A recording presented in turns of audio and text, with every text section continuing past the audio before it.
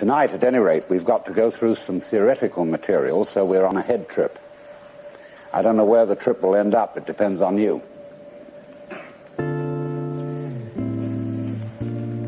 But in order to lay the foundations for this,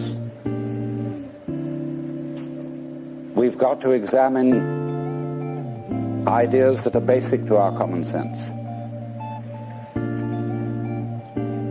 Ideas are very powerful. It's not only emotions that are powerful in human life. Psychoanalysis has, of course, examined the emotional bases of human opinions and beliefs, but one should also examine the intellectual bases of psychological principles, or theories, or therapies, because everybody who speaks a language at all has underneath the surface of the language, or the figuring that he uses, certain basic assumptions which are usually unexamined. And these unexamined systems of belief are extremely powerful in their influence over our lives. We'll begin with one very common idea that's built into our common sense, which is that the world, the physical world, consists of two aspects, respectively form and matter. This was foisted on us by Aristotle, and also by the Bible, because it is said that God created man out of the dust of the earth, and as it were made a figurine in his own image, and then breathed the breath of life into its nostrils, so that this form of clay became a living being. And so underneath that lies the notion that everything material is made of some sort of basic stuff, like clay is the basis of pots. And for centuries, scientists, philosophers wanted to know, what is that stuff? What are we made of? Now look here, a carpenter makes tables out of wood, and a potter makes pots out of clay. But I ask you, is a tree made of wood? Obviously not. A tree is wood. It's not made of it. Is a mountain made of rock? Obviously not. It is rock. See, our language contains innumerable ghosts.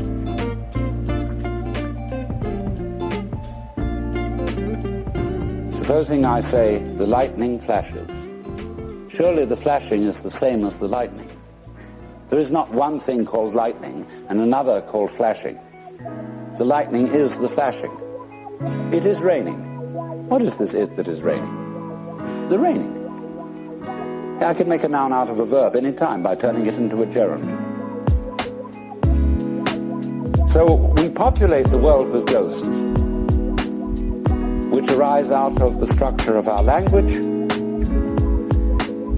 and thus, therefore, of the structure of our thinking, because we think in language or in figuring in numbers. And so it's an intensely fascinating investigation to find out what are the hidden assumptions that underlie language and figuring. In other words, language and mathematics. And here is this basic assumption, you see, that is almost with us all. It comes again and again into our everyday speech, that form, pattern, organization, organisms are made of something. As if there were some inert, primordial, and of course stupid stuff which had to be put into shape by an energy and an intelligence other than the stuff. Like the intelligence of the potter shapes the clay. So therefore, we have a basic picture of the world, in which everything is being pushed around. There's a boss. There's somebody in charge who is different from what that somebody is in charge of, and puts everything into shape. Because our common sense does not allow that things shape themselves. Very odd. In Chinese, the word for nature is ziran, which is that which is so of itself, the spontaneous. The Chinese have no difficulty in thinking about nature as self-shaping. A Chinese child would not ask its mother, "How was I made?" It would ask its mother, "How did I grow?" Which would be quite different. So to be made is to be commanded, and therefore every good being obeys.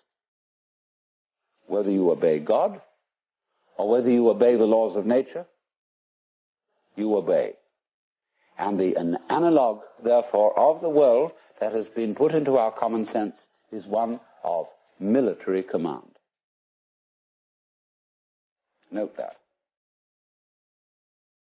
Because the image of God, I would go further and say the idolatrous image of God, which has been handed down to us, is one of the beneficent tyrant, the boss. Big Papa. So then, when our physicists started to find out what stuff was, they went into it and examined it with ever more minute instruments. They first started cutting up things with knives and cutting them smaller and smaller and smaller until the particle that they wanted to dissect was exactly the same width as the edge of the knife. And so they got an atom. And that word in Greek, atomos, means the non-cuttable. Non-tomos cuttable. That's the basic atom. What you can't cut anymore because you got down to the end. Well, they weren't satisfied with that. So they got an atomos, in other words, a particle of something or other that was just the same width as the blade of the knife edge, and they looked at it under a microscope. And they saw that it seemed to be composed of small particles. So they found out means of working those out, and then they found out extraordinary means of investigating the properties of matter. Then they reached a point where they couldn't decide whether it was particles or whether it was waves. So they called them wavicles. They thought they had come to certain ultimate wavicles called electrons.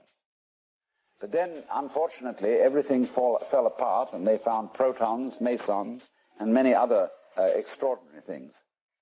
Because, of course, what they didn't realize was that as you make more and more powerful microscopic instruments, the universe has to get smaller and smaller in order to escape the investigation. Just as when the telescopes become more and more powerful, the galaxies have to recede in order to get away from the telescopes. Because what is happening in all these investigations is, through us and through our eyes and senses, the universe is looking at itself.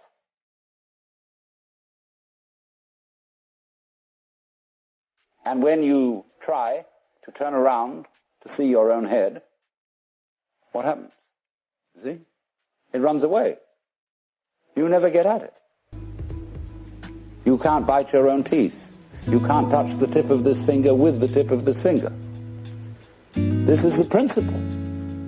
Shankara explains it beautifully in his commentary on the Kena Upanishad, where he says that which is the knower, the ground of all knowledge, is never itself an object of knowledge, just as fire doesn't burn itself. So there's always that profound mystery that you are never going to be in absolute control of what goes on, because if you were, it'd be like making love to a plastic woman. And who wants that. There always is the mystery. The thing we don't know. As Vanderloo put it, the mystery of life is not a problem to be solved, but a reality to be experienced. If there were not that, you see, there would be no life.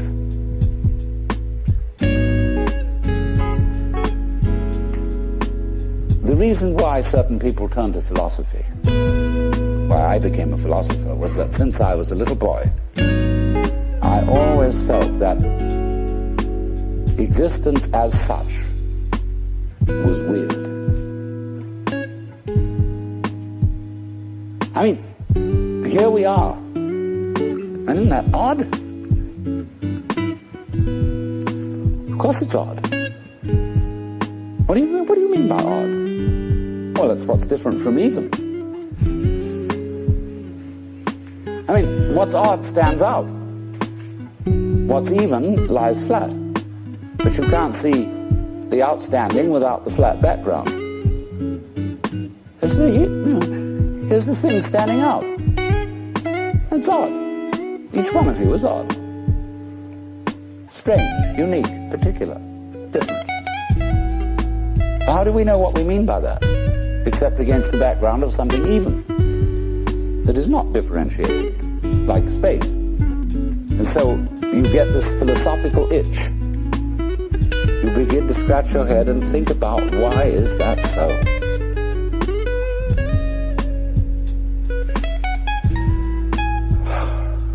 Well, after a while, you realize that's a meaningless question. And you ask, how is it so? Well, that leads you into science and other investigations. So you want to know, what is it? I mean, this happening, this thing called existence. What is it? You ask that question long enough, and it suddenly hits you that if you could answer it, you wouldn't know what terms to put the answer in.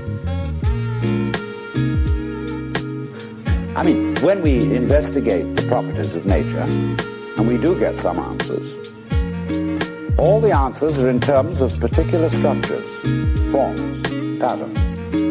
And these can be measured, and their behavior can be predicted. But when I want to ask the question, what are the forms made of? I mean, what is it really? We can't think of any way in which we could answer the question.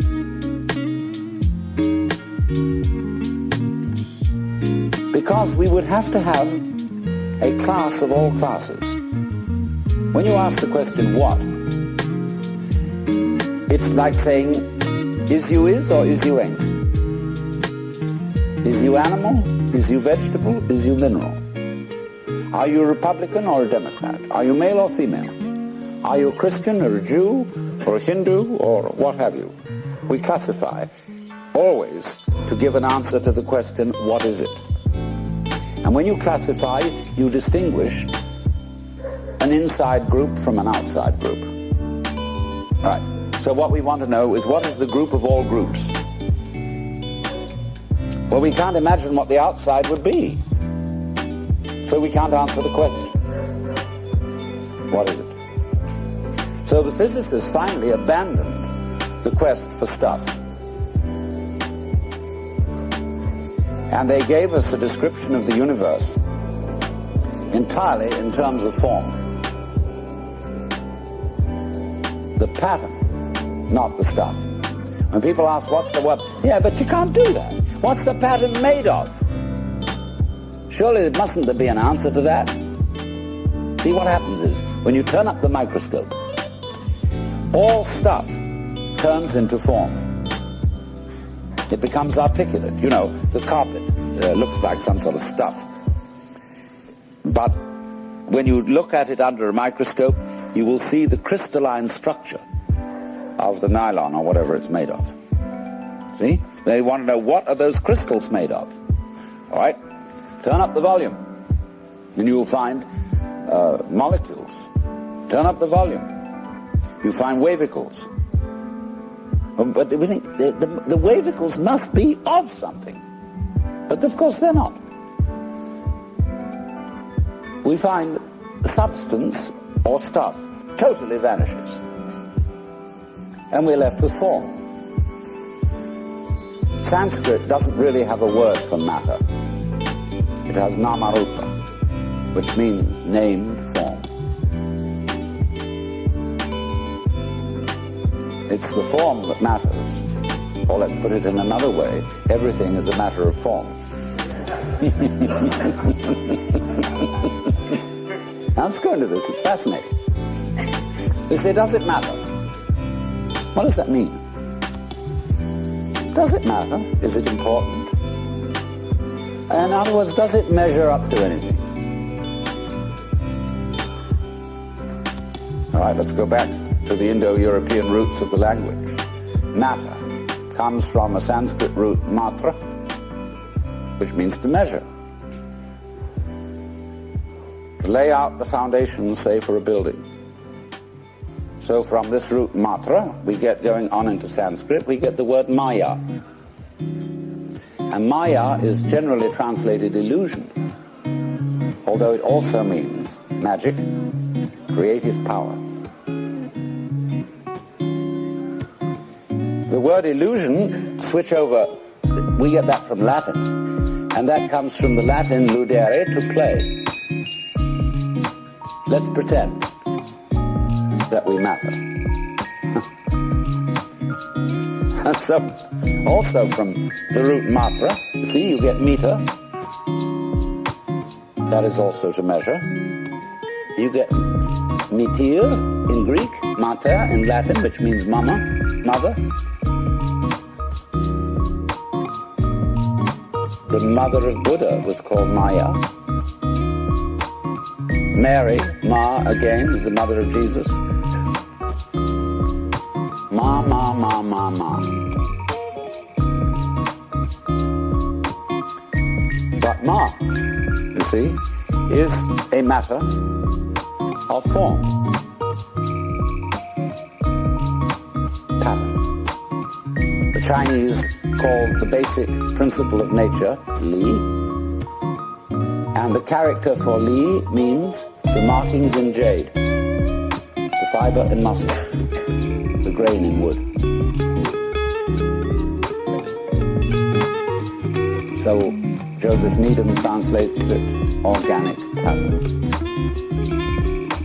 And that's what's going on. There isn't any stuff involved. What stuff is a pattern seen out of focus, where it becomes fuzzy. Like kapok, see? We say kapok is the stuffing of a cushion. And that's stuff. It's, some kind of goop. But when we examine the kapok closely, we find structure. And that's what you will find, and there never will be anything else. Crazy. Because it completely flouts our common sense. We say, but surely, philosophers beat tables that are in front of them. And they say, it is there, because bang, there must be something that is stuff, that is substantial. But the only reason why you can't pass your hand through a table is the table's moving too fast. It's like trying to put your finger through an electric fan. Only it's going much faster than an electric fan. Anything solid is going so fast that there's no way to get this through it. That's all. So, you say, what is it that is going so fast? Well, that question is based on a grammatical illusion. The grammatical illusion is that all verbs have to have subjects. Can you imagine anything more weird than the idea that a verb or an action or event must be set into motion by a noun? That is to say, a non-event or thing.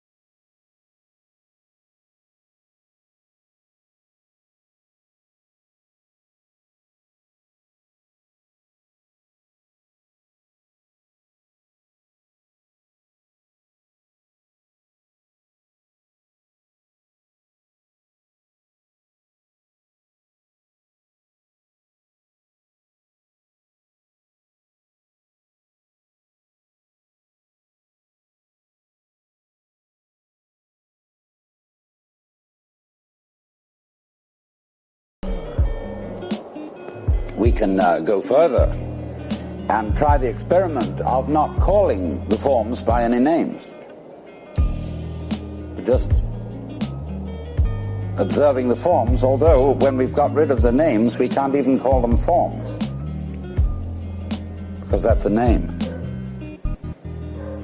And there's the bazaars going on, which Buddhists call tathata. And that means suchness, or thusness.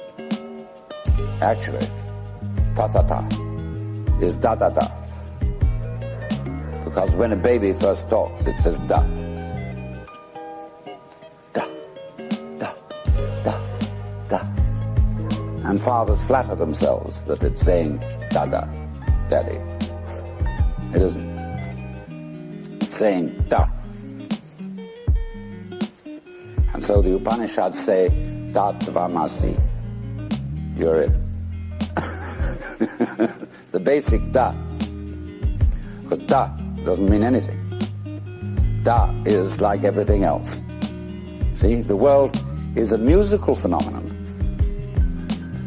Good music never refers to anything except the music itself. You don't ask Mr. Bach, Mr. Ravi Shankar, what do you mean by this music?